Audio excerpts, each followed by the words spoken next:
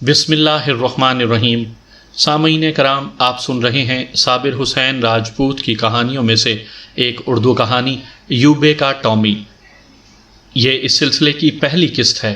مجھے امید ہے آپ کو میری یہ کاوش پسند آئے گی۔ دیہات میں وہ بات نہیں رہی، میں تو کہوں گا کہ دیہات میں اب کہانی بھی کوئی نہیں رہی۔ جب سے دیہات میں ریڈیو اور ٹی وی کے ڈرامے آ گئے ہیں، ہمارے وقتوں والی اصلی کہانیاں ختم ہو گئی ہیں، اور جب سے دیہات میں فلموں کے عشقیہ گانے گئے ہیں، وہاں عشق و محبت ختم ہو گیا ہے۔ مصنوعی کھاد کے اناج نے لوگوں کو بھی مصنوعی بنا دیا ہے۔ جوان لڑکوں اور لڑکیوں کے قد اتنے ہی رہ گئے ہیں جتنے اونچے فصل ہوتے ہیں۔ مکئی اور باجرے کے فصل تو اتنے اونچے ہوا کرتے تھے کہ میرے قد کا آدمی چھپ جاتا تھا۔ یہ قدرتی کھاد کی برکت تھی۔ اب تو اس فصل میں میرا کتا بھی نہیں چھپ سکتا۔ فصل چھوٹے ہو گئے ہیں، کھڈ اور نالے بھی نہیں رہے۔ آبادی بے تحاشا بڑھتی گئی ہے۔ کوئی عشق و محبت کرے تو کہاں کرے؟ میں اپنے زمانے کے عشق و محبت کی بات کر رہا ہوں۔ اس وقت محبت کرنے والوں کو آج کل جیسی سہولتیں اور مراعات حاصل نہیں تھیں۔ عاشقوں کی رہنمائی کے لیے فلمیں، ٹی وی اور وی سی آر نہیں تھے، اور لوگوں کو مسجدوں سے دور بھگانے کے لیے مسجدوں پر لاؤڈ سپیکر نہیں لگے تھے۔ اب تو سب کچھ سب کے سامنے ہوتا رہتا ہے۔ نئی تہذیب کے گندے انڈوں سے جو بچے نکل رہے ہیں، وہ کسی سنسنی خیز اور ولولہ انگیز کہانی کے کردار نہیں بن سکتے۔ اب تو میرے علاقے کے ہر گاؤں میں ایک ہی کہانی ہے، جس کا عنوان ہے لڑکا باہر گیا ہوا ہے۔ خوشی ہوتی ہے یہ دیکھ کر کہ مٹی اور پتھروں کے کچے مکان اینٹوں، سیمٹ اور سریے کے پکے مکان ہو گئے ہیں، اور جہاں گدھے بھی اچھی طرح نہیں چل سکتے تھے، وہاں سوزوکیوں، ویگنوں، ہونڈوں اور سکوٹروں کے لیے پکی سڑکیں بن گئی ہیں۔ لیکن ماتم اپنے وقتوں کے خلوص، پیار اور اقدار کا کرتا ہوں، جو پکے مکانوں کے ملبے اور پکی سڑکوں کے نیچے دب گئی ہیں۔ لڑکا باہر کیا گیا ہے کہ اسے اپنا اندر یاد ہی نہیں رہا۔ پیسہ اکٹھے کرنے کی دوڑ لگی ہوئی ہے۔ پیسہ پیسہ پیسہ، ایک ہی آواز آتی ہے۔ لڑکا باہر گیا ہوا ہے۔ دیہات میں رونق نہیں رہی، چہل پہل نہیں رہی۔ رات کو کتے بھونکا کرتے تھے، اب ایسی خاموشی جیسے کتے بھی باہر چلے گئے ہوں۔ اگر تبدیلی نہیں آئی تو پیروں کے ڈیروں، مزاروں اور خانقاہوں کی پوجا میں کوئی تبدیلی نہیں آئی۔ یہ بازار پسماندگی کے زمانے سے وی سی آر کے زمانے تک اسی طرح چل رہا ہے۔ اس بازار میں مندے کا رجحان پیدا نہیں ہوا، بلکہ اس میں پہلے سے زیادہ رونق آ گئی ہے۔ البتہ لوگوں کی مرادیں بدل گئی ہیں۔ فلاں لڑکا باہر گیا ہوا ہے، کوئی ایسا تعویذ دیں کہ ہماری بیٹی کا رشتہ اس لڑکے کے ساتھ ہو جائے، یا یہ کہ لڑکا باہر سے اپنی بیوی کے نام پیسے بھیجتا ہے، اسے نہ بھیجا کرے، ساری رقم ہمیں بھیجا کرے۔ یا مزاروں اور خانقاہوں پر اس لیے ماتھے رگڑے جاتے ہیں کہ لڑکے کے باہر جانے کا انتظام جلدی ہو جائے۔ یوں کہہ لیں کہ اب مرادیں ماڈرن ہو گئی ہیں۔ مزاروں اور خانقاہوں کے ذکر سے اپنی جوانی کا ایک واقعہ یاد آ گیا۔ ہمارے گاؤں کا ایک نوجوان محمد ایوب تھا، جسے ہم یوبا کہا کرتے تھے۔ وہ ہماری شکاری پارٹی میں شامل نہیں تھا، زمیندار خاندان کا بیٹا تھا۔ 18-19 سال کی عمر میں اس کی شادی ہو گئی، اور 6-7 مہینے ہی گزرے تھے کہ اس کی بیوی، جو ابھی دلہن کہلاتی تھی، اپنے گاؤں گئی، اور ماں باپ نے اسے واپس ہی نہ آنے دیا۔ ادھر سے بھی اسے واپس لانے کوئی نہ گیا۔ بیوی کو گئے 4 مہینے گزر گئے تھے۔ میاں بیوی میں کوئی ناچاکی نہیں تھی۔ یہ ان دو خاندانوں کی ناچاکی تھی جو باقاعدہ دشمنی کی صورت اختیار کر گئی تھی۔ دیہات میں خاندانی عداوت آج بھی پائی جاتی ہے، مگر اس زمانے میں یہ عداوتیں بڑی شدید اور خون ریز ہوا کرتی تھیں۔ آئے دن قتل اور خون خرابے ہوتے تھے۔ یوں بھی ہوتا تھا کہ ایک خاندان کے آدمی میراثی کو ساتھ لے کر ڈھول بجاتے ہوئے کھیتوں میں جاتے اور اپنے دشمن خاندان کو للکارتے تھے۔ ایسی لڑائیوں میں بیچ بچاؤ کی کوئی جرت نہیں کرتا تھا۔ پولیس آتی، گرفتاریاں ہوتی، مقدمے چلتے، اور دونوں فریقین زمینیں بیچ کر مقدمے لڑتے تھے۔ آج بھی یہ سلسلہ جاری ہے، لیکن اتنی خون ریزی نہیں ہوتی جتنی ہمارے وقتوں میں ہوا کرتی تھی۔ میں اس موضوع پر بہت کچھ کہہ چکا ہوں۔ بعض باتیں بڑی دلچسپ ہیں، لیکن میں آپ کو ایک کہانی سنانا چاہتا ہوں۔ صرف ایک بات فالتو سناؤں گا۔ اس وقت کے لوگوں کو یاد ہوگا کہ آندھی تو آیا ہی کرتی تھی۔ ایک آندھی ایسی آیا کرتی تھی جس میں ہلکی سی سرخی ہوا کرتی تھی۔ گرد کی ایک دیوار زمین سے آسمان تک بڑھتی آتی تھی اور دنیا اندھیر کر جاتی تھی۔ ایسی آندھی دیکھ کر لوگ کہا کرتے تھے کہ کہیں خون ہو گیا ہے۔ اگلے ہی روز کہیں نہ کہیں سے خبر آ جاتی تھی کہ کل ایک آدمی یا ایک سے زیادہ قتل ہو گئے ہیں، یعنی یہ آندھی ایک انسان کے قتل پر آیا کرتی تھی۔ اب ہر روز انسان قتل ہوتے ہیں اور ہوا کی رفتار میں ذرا سی بھی تیزی نہیں آتی۔ محمد ایوب کے خاندان کی دشمنی اسی ذات کے ایک خاندان کے ساتھ تھی جو 3-3.5 میل دور کے گاؤں میں رہتا تھا۔ اس کی شادی اسی خاندان کے قریبی رشتہ داروں میں سے ہوئی تھی۔ یوبے کے خاندان اور اس کے دشمن خاندان میں 2 بار لڑائی ہو چکی تھی۔ کچھ آدمی زخمی ہوئے تھے، مرا کوئی نہیں تھا۔ بڑوں نے اور ان کے پیر صاحب نے جو در پردہ دونوں فریقین کی پشت پناہی کیا کرتے تھے، ان کا راضی نامہ کروا دیا تھا۔ راضی نامے کو پائیدار کرنے کے لیے دونوں خاندانوں سے لڑکیوں اور لڑکوں کے رشتے لیے اور دیے گئے تھے، لیکن ایسے راضی نامے ایسے ہی ہوا کرتے تھے جیسے بھارت ہمارے ساتھ کیا کرتا ہے۔ ذرا سی بات پر راضی نامے ٹوٹ جاتے تھے۔ یوبے کی شادی ایسے ہی ایک راضی نامے کے سلسلے میں ہوئی تھی۔ یوبا بھی خوبرو جوان تھا اور اس کی دلہن اس سے زیادہ خوبصورت تھی۔ ان کی ازدواجی زندگی کے 6-7 مہینے اچھے گزرے۔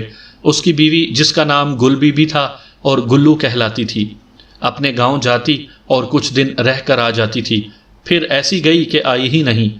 ایسی دشمنیوں میں یہ نہیں بتایا جاتا کہ لڑکی کو کیوں روک لیا گیا ہے۔ دونوں فریقین لوگوں کے ساتھ ایک دوسرے کے خلاف باتیں کرتے ہیں اور لوگ یہ باتیں دونوں فریقین تک پہنچاتے ہیں۔ لڑکی کے والدین لڑکی کو بھیجنے میں اپنی توہین سمجھتے تھے اور لڑکے والے لڑکی کو لانے میں اپنی بے عزتی سمجھتے تھے۔ دراصل یہ معاملہ پرانی عداوت کا تھا۔ یوبے کے خاندان کے بزرگ کہتے تھے کہ لڑکی کو لائیں گے بھی نہیں اور طلاق بھی نہیں دیں گے۔ لڑکی والے کہتے تھے کہ انہوں نے طلاق نہ دی تو وہ لڑکے کے خاندان کی 2 جوان لڑکیاں اغوا کر لیں گے اور اپنی لڑکی کی طلاق لے کر ان کی لڑکیوں کو چھوڑیں گے۔ آج کل امریکہ اور روس میں جو سرد جنگ چل رہی ہے وہ یوبے اور گلو کے معاملے میں دونوں کے خاندانوں میں چل رہی تھی۔ اب ان کی لڑائی ہونی تھی جس کے لیے کسی اور بہانے کی ضرورت تھی۔ یوبا چپ رہتا تھا۔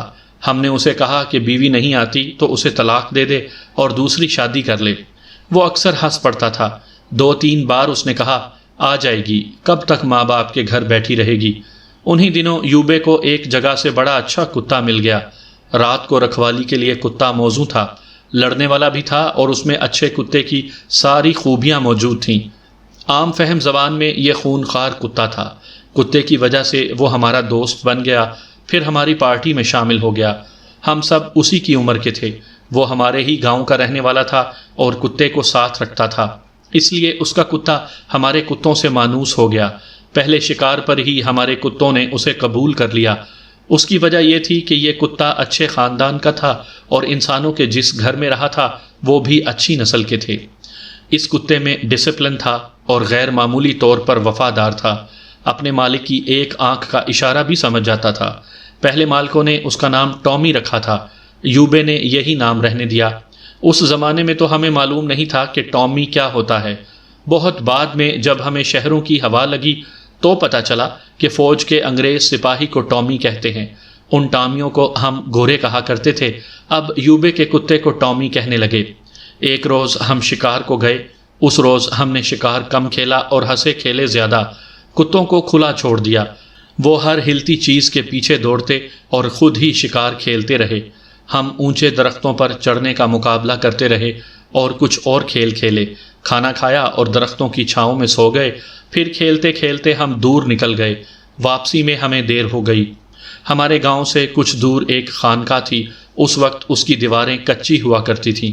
اب یار لوگوں نے اسے باقاعدہ مقبرہ اور مزار بنا دیا ہے اور وہاں عرس ہوتا ہے۔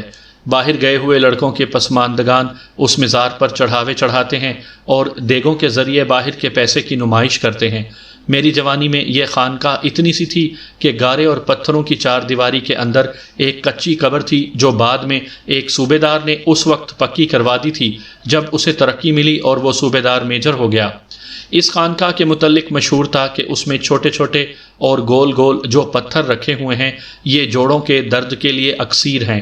جسم میں کہیں بھی درد ہو تو خانقاہ میں جا کر ایک پتھر درد کے مقام پر ملو تو درد رفع ہو جاتا ہے۔ خانقاہ کی دوسری کرامات میں ایک یہ تھی کہ دل میں کوئی دکھ ہو، کوئی غم ہو یا دل پر گھبراہٹ رہتی ہو تو اس خانقاہ پر ہر نئے چاند کی پہلی جمعرات دیا جلاؤ، نہ کوئی غم رہے گا، نہ کوئی دکھ، اور دشمن زیر ہوگا۔ خانقاہ اجاڑ بیابان جگہ پر تھی، ارد گرد چوڑے کھڈ اور اونچے نیچے ٹیلے تھے، اور وہاں درخت بھی زیادہ تھے۔ عورتیں وہاں جایا کرتی تھیں، بعض نئے چاند کی پہلی جمعرات کو دیے جلانے بھی جاتی تھیں۔ میں نے اس وقت بھی دیکھا تھا، آج بھی دیکھ رہا ہوں کہ اس قسم کی خانقاہوں پر زیادہ تر عورتیں جایا کرتی ہیں۔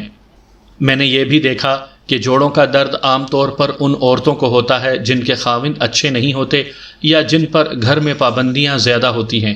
وہ باہر نکلنا چاہتی ہیں لیکن کوئی نکلنے نہیں دیتا۔ خانقاہوں اور مزاروں پر جانے سے کوئی نہیں روک سکتا، اس لیے وہ ادھر نکل جاتی ہیں اور دوسری عورتوں کے ساتھ باتیں کر کے دل کا غبار نکال آتی ہیں۔ پھر یہ کرامت خانقاہ یا مزار کی سمجھی جاتی ہے کہ دل پر گھبراہٹ نہیں رہتی۔ جوڑوں کا درد تو گھر سے نکلنے کا ایک بہانہ ہوتا ہے۔ میں آپ کو سنا رہا تھا کہ ہم واپس آتے ہوئے اس خانقاہ تک پہنچے تو اس وقت سورج خاصا نیچے چلا گیا تھا۔ ہم خانقاہ سے ہٹ کر گزر رہے تھے، چند ایک عورتیں خانقاہ کی طرف آتی جاتی نظر آئیں۔ مجھے خیال آیا کہ آج نئے چاند کی پہلی جمعرات ہے۔ ہم اور آگے نکل آئے تو ہمارے کسی ساتھی نے پوچھا، ایوبا کہاں ہے؟ کسی کو بھی معلوم نہیں تھا، وہ ہمارے ساتھ تھا۔ خانقاہ کے ارد گرد کھڈ اور ٹیلے تھے، ان میں کہیں رک گیا ہوگا، فکر والی کوئی بات نہیں تھی، لیکن ایک دوست کا پیچھے رہ جانا ہمیں اچھا نہیں لگتا تھا۔ ہم رک گئے کہ وہ آ جائے۔ سابو، میرے دوست راجہ شہباز خان نے مجھے کہا، اسے دیکھیں وہ کہاں رہ گیا ہے۔ ہم دونوں پیچھے چلے گئے۔ آگے ایک چوڑا اور خاصا بڑا کھڈ تھا جس میں درخت تھے اور گھاس اونچی تھی۔ ہم اس کھڈ کے کنارے پہنچے تو شہباز خان نے میرا بازو پکڑ کر روک لیا اور بولا، وہ ہے۔ اس کے ساتھ ہی اس نے مجھے اپنی طرف کھینچ کر ایک درخت کی اوٹ میں کر لیا۔ میں نے جو منظر دیکھا وہ آج بھی میری آنکھوں کے سامنے ہے۔ کوئی 40 گز دور یوبا اس طرح کھڑا تھا کہ اس کا ایک پہلو ہماری طرف تھا۔ وہ اکیلا نہیں تھا، اس کے ساتھ لگی ہوئی ایک جوان لڑکی تھی۔ یوبے نے ایک بازو اس کی کمر کے گرد ڈال رکھا تھا اور لڑکی کا ایک بازو یوبے کے کندھوں پر تھا۔ وہ سبزے کے بڑی اچھی اوٹ میں تھے، لیکن ادھر سے صاف نظر آ رہے تھے اور ڈوبتے سورج کی آخری کرنیں سیدھی ان پر پڑ رہی تھیں۔ خاندانوں کی رنجش کا یہی نتیجہ ہوتا ہے، شہباز خان نے کہا۔ بڑوں نے اپنی دشمنی میں بیٹی کو گھر بٹھا لیا اور ادھر یوبے نے کسی اور سے دل لگا لیا۔ لڑکی کا چہرہ یوبے کی اوٹ میں تھا، سامنے آ گیا، جسے ہم دونوں نے پہچان لیا۔ وہ تو گلو تھی، یوبے کی اپنی بیوی۔ میں اور شہباز وہاں سے پیچھے ہٹ آئے۔ میرے دل پر جیسا اثر ہوا شاید ویسا ہی اثر شہباز خان کے دل پر ہوا۔ ہم دونوں نے نہ ایک دوسرے کی طرف دیکھا، نہ کوئی بات کی۔ گلو کو اپنے ماں باپ کے گھر گئے 4 مہینے ہو چلے تھے۔ وہ جو کہتے ہیں میاں بیوی راضی تو کیا کرے گا قاضی، ہمارے دیہاتی ماحول میں ایک بے معنی سا محاورہ تھا۔ ہم دیکھ رہے تھے کہ میاں بیوی راضی ہیں، لیکن قاضی مجبور اور بے بس تھا، وہ ان کے حق میں فیصلہ نہیں دے سکتا تھا۔ سابو، شہباز نے خاموشی توڑی، آہ بھر کر کہنے لگا، لڑکی کے ماں باپ پر اپنی بیٹی کی ایسی آہ پڑے گی کہ دنیا تماشا دیکھے گی۔ اللہ کرے ایسا ہی ہو۔ میرے سینے سے آواز نکلی۔ ہم ادھر نہیں دیکھ رہے تھے، وہ میاں بیوی کا معاملہ تھا۔ ہم پیچھے ہٹ آئے تھے۔ دور سے ہمارے دوست ہمیں بلا رہے تھے۔ ہم نے ہاتھوں سے اشارہ کیا کہ ہم آتے ہیں۔ کچھ ہی وقت کے بعد یوبا اپنے کتے کے ساتھ گھاٹی چڑھتا نظر آیا۔ ہمیں دیکھ کر اس نے پوچھا کہ ہم وہاں کیا کر رہے ہیں۔ ہم نے اسے بتایا کہ اسی کے انتظار میں کھڑے ہیں۔ میں ویسے ہی پیچھے رک گیا تھا۔ یوبے نے کہا۔ اس نے بڑی لمبی سانس چھوڑی۔ ہم نے اس سے نہ پوچھا کہ وہ کیوں رک گیا تھا۔ ہم یہ دیکھ رہے تھے کہ اس کے چہرے پر اداسی تھی۔ میں نے پیچھے دیکھا، گلو ایک اور عورت کے ساتھ سامنے والی گھاٹی چڑھ کر خانقاہ کی طرف جا رہی تھی۔ مجھے ایک خیال آ گیا۔ میں نے یوبے کو خبردار کرنا ضروری سمجھا۔ یوبے، میں نے رک کر اسے کہا، تم ہمارے جگری یار ہو، ہمارا فرض ہے کہ تمہیں ہر خطرے سے بچائیں، اور اگر خطرہ آ ہی پڑے تو مردوں کی طرح تمہاری مدد کریں۔ کیوں سابو؟ اس نے پوچھا۔ تم نے یہ بات کیوں کہی ہے؟ تم نے شاید مجھے دیکھ لیا تھا۔ ہاں یوبے، میں نے کہا، میں تمہیں یہ کہنا چاہتا ہوں کہ احتیاط کرو، ہمارے بجائے تمہیں کوئی اور نہ دیکھ لے۔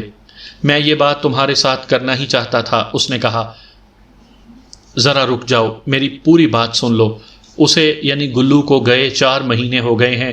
میرا خیال تھا کہ اپنے ماں باپ اور بھائیوں کے اثر سے وہ بھی مجھے بھول گئی ہوگی، لیکن نہیں، آج پہلی بار اس سے ملاقات ہوئی ہے۔ تم لوگ آگے آگے آ رہے تھے، میں ویسے ہی ذرا رک گیا تھا۔ چند قدم دور وہ گھاٹی چڑھ رہی تھی، اس کے ساتھ اس کے بڑے بھائی کی بیوی تھی۔ مجھے اتنا پتا ہے کہ بڑے بھائی کی بیوی کے ساتھ میری بیوی کا بہت پیار ہے، ایسے سمجھ لو کہ دونوں ایک دوسرے پر مرتی ہیں۔ میری بیوی اچانک سامنے آ گئی اور مجھے دیکھ کر رک گئی۔ میں اس کی طرف دیکھتا رہا۔ اس نے اپنی بھابھی کے ساتھ کوئی بات کی۔ اس کی بھابھی نے سر کا اشارہ کیا۔ میری بیوی نے مجھے اشارہ کیا کہ نیچے آ جاؤ۔ میں نیچے چلا گیا۔ میرا خیال تھا کہ وہ اس کے سوا اور کچھ نہیں کہے گی کہ میں اسے طلاق دے دوں۔ میں اپنے دل میں غصہ لے کر نیچے چلا گیا۔ تم نے وہ جگہ دیکھی ہے، وہ اس میں اتر گئی۔ میں بھی اس کے پیچھے گیا۔ اس نے اپنے دونوں بازو میرے گلے میں ڈال دیے اور اتنا روئی کہ میرے لیے اسے سنبھالنا مشکل ہو گیا۔ بچوں کی طرح اپنے گال مجھ سے رگڑتی تھی۔ میں نے بھی اسے اپنے بازوؤں میں لے لیا۔ جب وہ سنبھلی تو میں نے اسے کہا کہ اس کی بھابھی اس کے گھر والوں کو بتا دے گی کہ وہ مجھے ملی ہے۔ اس نے کہا کہ بھابھی اپنی جان دے دے گی، میرا بھید نہیں کھولے گی۔ تمہیں اور کیا بتاؤں یار، وہ تو مجھ سے الگ ہو ہی نہیں رہی تھی۔ بار بار کہتی تھی کہ مجھے اپنے ساتھ لے چلو یا میں کسی بھی دن گھر سے بھاگ کر تمہارے پاس آ جاؤں گی۔ میں نے اسے کہا کہ مجھے ذرا سوچنے دو، جلد بازی سے کام نہیں لینا چاہیے، کہیں ایسا نہ ہو کہ تمہارے ماں باپ تمہیں الٹا لٹکا دیں۔ اس نے مجھے یہ بھی بتایا کہ میں نئے چاند کی پہلی جمعرات خانقاہ پر دیا جلانے آیا کرتی ہوں اور میرے آنے کا یہی وقت ہوتا ہے، اور میرے ساتھ ریشما بھابھی بھی ہوتی ہے۔ اگلی پہلی جمعرات تم آ جانا۔ آؤ گے؟ شہناز نے یوبے سے پوچھا۔ ہاں، میں ضرور آؤں گا، یوبے نے جواب دیا۔ ایک عورت خطرے میں کود سکتی ہے تو میں کیوں بھاگ جاؤں گا؟ اس لڑکی نے آج میرا دل شیر کر دیا ہے۔ میں تو اب ساری برادری سے ٹکر لے سکتا ہوں۔ ذرا سنبھل کر یوبے، میں نے اسے کہا، عقل سے کام لینا، جوانی کے جوش میں نہ آ جانا۔ جو اللہ کرے گا، اس نے کہا۔ تم ہماری اس ملاقات کو راز میں رہنے دینا۔ ہم نے اس کا یہ راز کسی کو بھی نہ بتایا، اپنے دوستوں سے بھی چھپا کر رکھا۔ 1 مہینہ اور گزر گیا اور نئے چاند کی پہلی جمعرات آ گئی۔ یوبا میرے پاس آیا اور کہنے لگا کہ وہ آج شام اسی جگہ جا رہا ہے جہاں اسے گلو ملی تھی۔ وہ چاہتا تھا کہ میں اور شہباز اس کے ساتھ چلیں اور ذرا دور کھڑے رہیں تاکہ اسے کوئی خطرہ ہو تو ہم اس کی مدد کو پہنچ جائیں۔ ہم دونوں اس کے ساتھ گئے۔ وہاں پہنچ کر وہ نیچے چلا گیا اور ہم دونوں دور اوپر کھڑے رہے۔ گلو اپنی بھابھی کے ساتھ آ گئی۔ ہم نے دور سے اسے نیچے جاتے دیکھا۔ پھر کچھ وقت بعد یوبا ہمارے پاس آ گیا اور گلو خانقاہ پر دیا چلانے چلی گئی۔ ان کی یہ ملاقات بھی پہلی ملاقات جیسی ہی تھی۔ یوبے کے کہنے کے مطابق گلو گھر سے بھاگ آنے کے لیے تیار تھی۔ یوبے نے اسے سمجھایا کہ وہ کچھ دن اور صبر کرے۔ اب یوبا بھی سوچنے لگا تھا اور ہم سے مشورے لے رہا تھا کہ وہ گلو کو اپنے ساتھ لے ہی آئے گا۔ ہم اس وقت نوجوان تھے، دماغ اتنے پختہ نہیں تھے۔ ہم یہی سوچ سکتے تھے کہ ہمارے اس دوست کو جس قسم کی بھی مدد کی ضرورت ہوگی ہم اس کی مدد ضرور کریں گے۔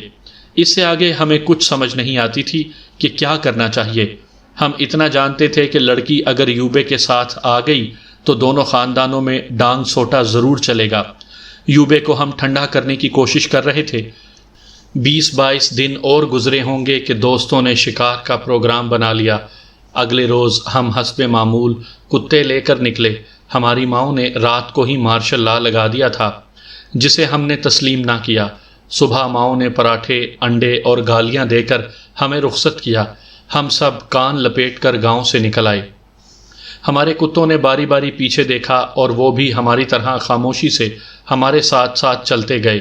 ہم اس خانقاہ کے قریب سے گزرے جو ہمارے گاؤں سے اتنی ہی دور تھی جتنی گلو کے گاؤں سے۔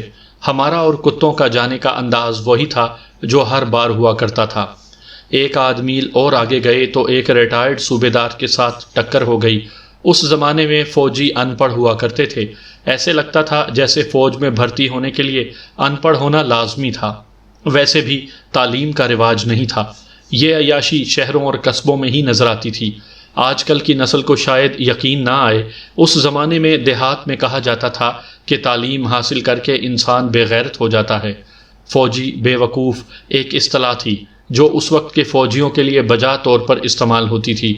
جمعدار آج کل نائب صوبے دار، صوبیدار اور صوبیدار میجر جب ریٹائرڈ ہو کر گاؤں میں آتے تھے تو گاؤں کو چھاؤنی سمجھ لیتے اور توقع رکھتے تھے کہ گاؤں کے لوگ انہیں سلوٹ کریں۔ وہ ہر بات حکم کے لہجے میں کرتے اور ان کی حرکتیں مضحکہ خیز ہوتی تھیں۔ 25-30 سال انگریز افسروں کی خوشامد کر کر کے وہ خوشامد پسند ہو جاتے تھے۔ ایسا ہی ایک ریٹائر صوبیدار ہمیں ایک پگڈنڈی پر مل گیا۔ ہم اس پگڈنڈی پر نہیں چلنا چاہتے تھے بلکہ اسے کاٹ کر آگے نکل جانا تھا۔ صوبیدار گھوڑے پر سوار تھا اور گھوڑے کے ساتھ ساتھ ایک خوبصورت کتیا جا رہی تھی۔ ہمارے ایک ساتھی نے ہمیں بتایا کہ یہ فلاں گاؤں کا صوبیدار ہے اور 3-4 مہینے گزرے پینشن پر آیا ہے۔ اس نے ہماری طرف دیکھا تو گھوڑے پر اور زیادہ اکڑ گیا۔ ہم نے اس کی طرف دھیان ہی نہ دیا، لیکن ہمارے کتوں کا دھیان اس کی کتیا کی طرف چلا گیا جو اس کے گھوڑے کے ساتھ ساتھ چلی جا رہی تھی۔ ہم نے کتوں کی زنجیریں اتار رکھی تھی اور کتے کھلے پھر رہے تھے۔ وہ سب کتیا کی طرف چل پڑے۔ ہمارے کتوں میں ڈسپلن تو تھا، لیکن ڈسپلن کا چال چلن پر کم ہی اثر پڑا کرتا ہے۔ پریڈ گراؤنڈ اور بارکوں میں اور محاذ پر ڈسپلن قائم رکھنے والے فوجی کے متعلق کوئی بھی یقین سے نہیں کہہ سکتا کہ وہ دیہاتی کپڑے پہن کر ریڈ لائن ایریا میں نہیں جاتا ہوگا یا وہ شہر میں جا کر تانک جھانک نہیں کرتا ہوگا۔ ہم اپنے کتوں کے چال چلن کا خاطر خواہ اور تسلی بخش سرٹیفکیٹ نہیں دے سکتے تھے۔ سب سے پہلے تو ہماری ٹیم کے لیڈر بلکہ ڈکٹیٹر بولی نے کتیا کو سونگھا۔ پھر یوبے کا ٹامی کتیا کے قریب گیا۔ ٹامی میں بولی کو چیلنج کرنے کی ہمت اور جرأت تھی۔ ٹامی لڑاکا اور طاقتور کتا تھا۔ دوسرے کتے بھی قریب ہوئے۔ کتیا گھبرائی بھی اور شرمائی بھی۔ اس نے منہ اٹھا کر صوبیدار کو دیکھا جو گھوڑے پر سوار تھا۔ صوبیدار کی غیرت نے جوش مارا اور اس نے گھوڑا روک لیا۔ اس کے ہاتھ میں چمڑے کا خاص قسم کا ہنٹر تھا جو اس زمانے میں سوار اپنے ساتھ رکھا کرتے تھے۔ اس نے ہنٹر گھما کر ہمارے کتوں کو مارا۔ یہ ذرا سا ہمارے ایک کتے کو لگا۔ ہم سب لڑکے دوڑ گئے اور صوبیدار کو گھیر کر اسے کہا کہ اس نے ہمارے کتوں کو مار کر اچھا نہیں کیا۔ ہم لڑائی جھگڑا نہیں کرنا چاہتے تھے، ہم چھیڑ خانی کے موڈ میں آ گئے اور اپنے اوپر جعلی غصہ طاری کر لیا۔ لے جاؤ اپنے کتوں کو یہاں سے، صوبیدار نے کہا۔ آپ اپنی کتیا کو سنبھال کر کیوں نہیں رکھتے؟ ہمارے ایک ساتھی نے کہا۔ تمہارے کتے اچھی نسل کے نہیں ہیں، صوبیدار نے فوجی لہجے میں کہا۔ میں انہیں اپنی کتیا کے قریب نہیں آنے دوں گا۔ صوبیدار صاحب، ہمارے ایک ساتھی افضل نے کہا، آپ اپنی کتیا کو دیکھیں، بے شرم ننگی پھر رہی ہے، اسے کپڑے پہنا کر باہر نکالا کریں۔ سب لڑکے ہنس پڑے۔ صوبیدار کا غصہ تیز ہو گیا۔ اس وقت اس کی کتیا ہمارے 2 کتوں کے درمیان میں کھڑی تھی۔ اپنی کتیا کو لے جائیں صوبیدار جی، ہمارے ایک ساتھی نے کہا۔ وہ دیکھیں، ہمارے کتوں کا چال چلن خراب کر رہی ہے۔ صوبیدار نے واہی تباہی بکنی شروع کر دی اور ہم نے ہنسنا شروع کر دیا اور ساتھ ہی ساتھ کتوں کو پکڑ کر پرے لے گئے۔ چل آ بولی، افضل نے اپنے کتے کو پکڑ کر کہا، یہ کتیا تیرے قابل نہیں۔ بک متوئے، صوبیدار نے کہا، تو میری کتیا کو گھٹیا نسل کی سمجھتا ہے؟ ہم سب ہنستے ہوئے وہاں سے چل پڑے۔ صوبیدار کچھ نہ کچھ بولتا رہا۔ یہ تو چلتے چلتے ذرا شغل ہو گیا اور ہم اس علاقے میں پہنچ گئے جہاں ہمیں شکار ملنے کی امید تھی۔ ہمارے آگے زمین ختم ہو گئی اور ہم ایک وسیع نشیب کے کنارے پر کھڑے تھے۔ ہم اس کنارے پر چلتے گئے اور ہمارے راستے میں ایک کنواں سا آ گیا۔ یہ قدرتی گڑھا تھا جو کم از کم 6 قدم چوڑا تھا اور اتنا ہی یا 1 آدھ قدم زیادہ گہرا تھا۔ ایسا کنواں نما گڑھے ہمارے علاقے میں بہت تھے۔ یہ سیلابی پانی کے بنائے ہوئے تھے۔ برسات میں اوپر سے پانی گرتا تھا اور زمین کو کھاتے کھاتے کنواں بنا دیتا تھا۔ کنویں کی تہہ کے قریب کہیں پانی کے نکلنے کا راستہ ہوتا تھا۔ جس ایسے گڑھے پر ہم کھڑے تھے اس کے نیچے تہہ کے قریب اتنا بڑا سوراخ یا شگاف تھا جس میں سے ایک آدمی پیٹ کے بل رینگ کر گزر سکتا تھا۔ یہ اس گڑھے میں گرنے والے پانی کے باہر جانے کا راستہ تھا۔ آگے نشیب تھا جس میں یہ پانی چلا جاتا تھا۔ جب ہم اسے دیکھ رہے تھے تو ان دنوں وہاں بالکل خشکی تھی۔ میں اس کنویں نما گڑھے کو تفصیل سے اس لیے بیان کر رہا ہوں کہ میں جو واقعہ سنا رہا ہوں اس کا عروج اسی سے شروع ہوا تھا۔ ہم آگے گئے تو وہاں اس نشیبی جگہ کی دیوار سیدھی نہیں ڈھلانی تھی۔ نیچے ہمیں ایک خرگوش نظر آیا جو گھاس اور جھاڑیوں میں اکیلا ہی آہستہ آہستہ جا رہا تھا۔ یہ ہمارا شکار تھا۔ نشیب میں شیشم اور کیکر کے درخت بھی تھے۔ ہم نے اس وقت کتوں کو زنجیریں ڈالی ہوئی تھیں۔ ہم نے فوراً کتوں کو اس امید پر نہ کھولا کہ اس خرگوش کو دیکھ کر ایک دو اور خرگوش آ جائیں، لیکن ایک جنگلی بلے نے ہماری امید خاک میں ملا دی۔ میں نے آپ کو کسی کہانی میں سنایا ہوگا کہ جنگلی بلہ عام بلی سے دگنا بڑا ہوتا ہے، بعض بلے اس سے بھی بڑے ہوتے ہیں، شیر چیتے کی طرح خطرناک، اسے ہم درندہ کہا کرتے تھے۔ اب تو ہمارے علاقے میں جنگلی بلہ نہیں رہا، کیونکہ جنگل بھی نہیں رہا اور کوئی ویرانہ بھی نہیں رہا، پہاڑی جنگلات میں بلہ پایا جاتا ہے۔ ہم خرگوش کو دیکھ رہے تھے کہ شیشم کے درخت سے ایک بلے نے چھلانگ لگائی۔ وہ درخت پر چڑھا ہوا تھا۔ وہ درخت سے اس طرح آیا جس طرح تالاب میں تیراک بلندی سے ڈائیو لگایا کرتے ہیں۔ بلہ خرگوش پر گرا، چونکہ بلہ بلندی سے آیا تھا اس لیے سنبھل نہیں سکا، خرگوش اس کے نیچے سے نکل گیا، لیکن وہ تیز نہیں چل سکتا تھا کیونکہ بلہ اس کے اوپر گرا تھا۔ بلہ اٹھ کر اس پر جھپٹا۔ ادھر ہم نے کتے چھوڑ دیے، کتے 6 تھے۔ بلہ شکار میں مگن ہونے کی وجہ سے کتوں کو نہ دیکھ سکا۔ وہ ابھی تک خرگوش کو پکڑنے کی کوشش میں تھا۔ وہ خرگوش کو پنجہ مارتا تھا تو خرگوش اس کی گرفت سے نکل جاتا تھا۔ ہمارے کتے جب بلے کے شکار پر جا پڑے تو وہ کتوں کے مقابلے میں آ گیا۔ وہ آخر درندہ تھا، اس لیے اپنے شکار سے دستبردار نہیں ہونا چاہتا تھا۔ اس لڑائی کی صورت یہ بن گئی کہ 4 کتے خرگوش کو پکڑ کر باری باری بھنبوڑ رہے تھے اور 2 کتے بلے کے ساتھ لڑ رہے تھے۔ ہم اوپر کھڑے تماشا دیکھ رہے تھے۔ بلہ 2 کتوں کے مقابلے میں پورا اتر رہا تھا۔ بلے کے ناخن تیز ہوتے ہیں اور ان میں ایک وصف یہ ہے کہ شکار پر جھپٹتے اور لڑتے وقت اس کے ناخن باہر نکل آتے ہیں۔ یہ اندر کی طرف کو مڑے ہوئے ہوتے ہیں۔ اس پوزیشن میں ناخن شکار کے جسم میں اتر جاتے ہیں۔ کتوں کے ناخن ایسے نہیں ہوتے۔ 2 کتوں کے مقابلے میں بلہ نہیں ٹھہر سکتا تھا۔ ان 2 میں ایک کتا یوبے کا ٹامی تھا۔ بلے نے دوسرے کتے کو زخمی کر دیا تھا۔ آخر بلہ بھاگ اٹھا۔ دونوں کتے اس کے پیچھے گئے۔ باقی 4 کتے خرگوش کو چیر پھاڑ چکے تھے۔ بلہ اس سوراخ میں گھس گیا جو ہم نے کنواں نما گڑھے میں دیکھا تھا۔ دونوں کتے بھی ایک کے بعد دوسرا سوراخ میں چلے گئے۔ ہم اوپر تھے، دوڑ کر گڑھے کے اوپر جا کر رک گئے۔ بڑا ہی دلچسپ تماشا تھا۔ بلہ کنویں میں چکر میں دوڑ رہا تھا اور کتے اسے پکڑنے کی کوشش میں تھے۔ وہ سوراخ کی طرف جاتا تھا تو ایک کتا اس کے اور سوراخ کے درمیان آ جاتا تھا۔ بلہ 2-3 بار اوپر اچھلا لیکن کنارے تک نہ پہنچ سکا۔ کنارہ اونچا تھا، اس کے علاوہ ہم اوپر کھڑے تھے۔ وہ ہم سے بھی ڈرتا تھا۔ آپ نے بھیگی بلی دیکھی ہوگی جو کھمبا نوچا کرتی ہے، لیکن آپ نے زخمی بلی نہیں دیکھی۔ زخمی بلی بڑی ہی خطرناک ہوتی ہے۔ اگر بلی کو ایک کمرے میں روک کر اس کے پیچھے پڑ جاؤ تو پہلے تو وہ بھاگ نکلنے کے جتن کرتی ہے، جب دیکھتی ہے کہ کوئی راستہ نہیں تو وہ اچھل کر دیوار یا دروازے کے ساتھ چپک جاتی ہے اور وہاں سے چیل کی طرح آدمی پر جھپٹتی ہے۔ عام طور پر یہ آدمی کی گردن کو منہ میں لیتی ہے۔ اس کے پنجے آدمی کے جسم میں اتر جاتے ہیں۔ اگر آدمی دوڑ کر باہر نکل جائے تو بلی اسے چھوڑ کر بھاگ جاتی ہے۔ اگر آدمی کمرے میں ہی رہے تو اس کو زندہ رہنا محال ہو جاتا ہے۔ یہ گھریلو بلی کی درندگی ہے۔ ہمارے 2 کتوں نے جنگلی بلے کو تنگ سے گڑھے میں روک لیا تھا۔